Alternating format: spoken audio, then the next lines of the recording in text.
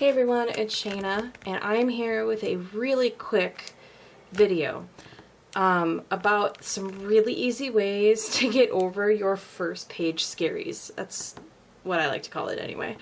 You know that nervousness when you get this in the mail or whatever, and you just let it sit for like weeks because you're too nervous to open it up and get started with it.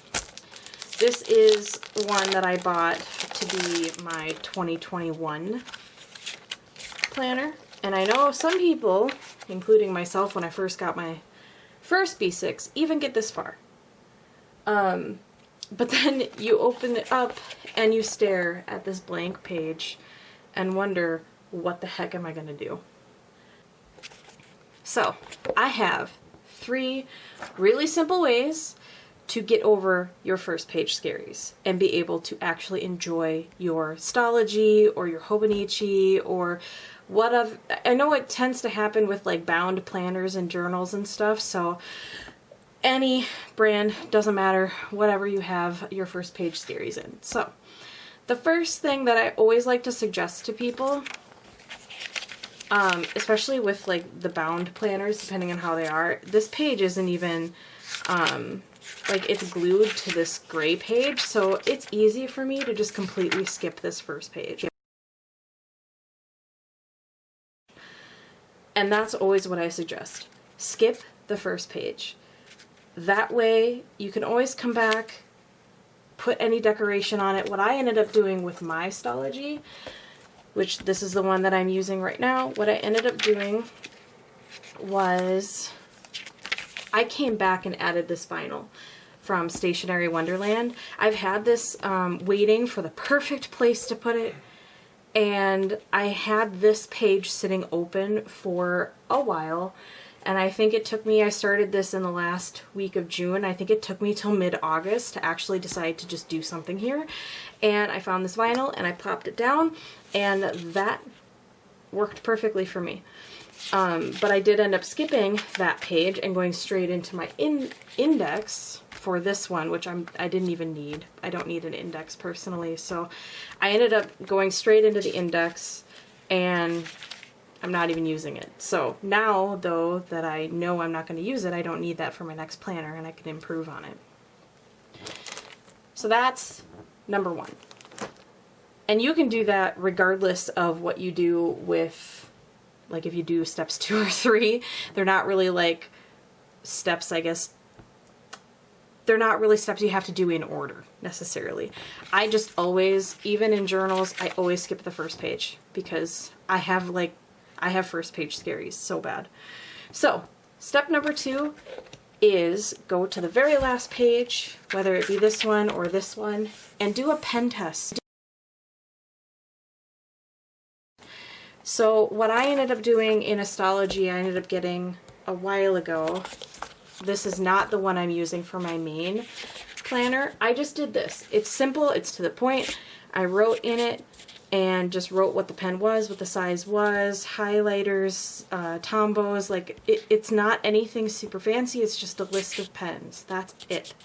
So you can do something like this, and this, I think in this one, is the first thing I did. And this was actually, I believe, my very first Stalogy. So this was the first thing I wrote in my Stalogy, was this pen test.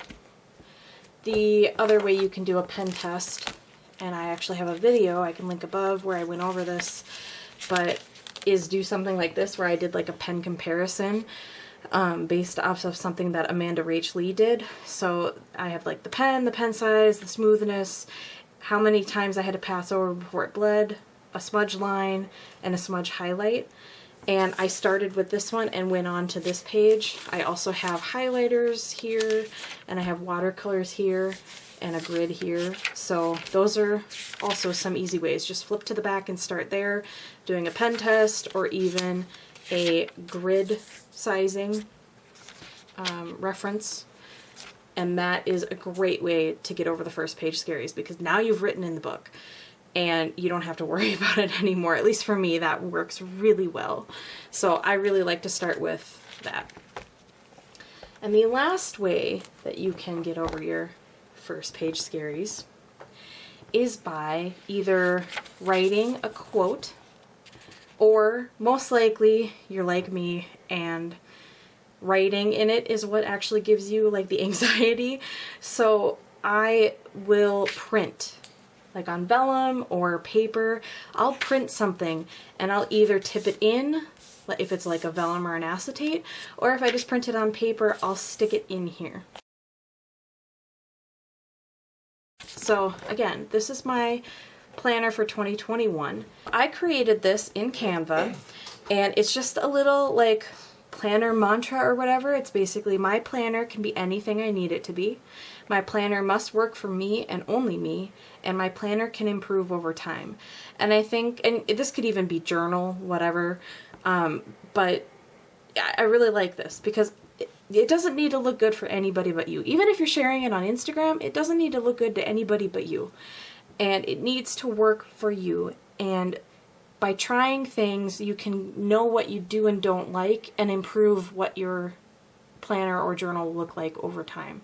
So I created this in Canva. I cut it down, and I'm actually going to go ahead and stick it into my planner here. I cut it down a little shorter because this first page, the actual page, is slightly short because it is kind of glued in here.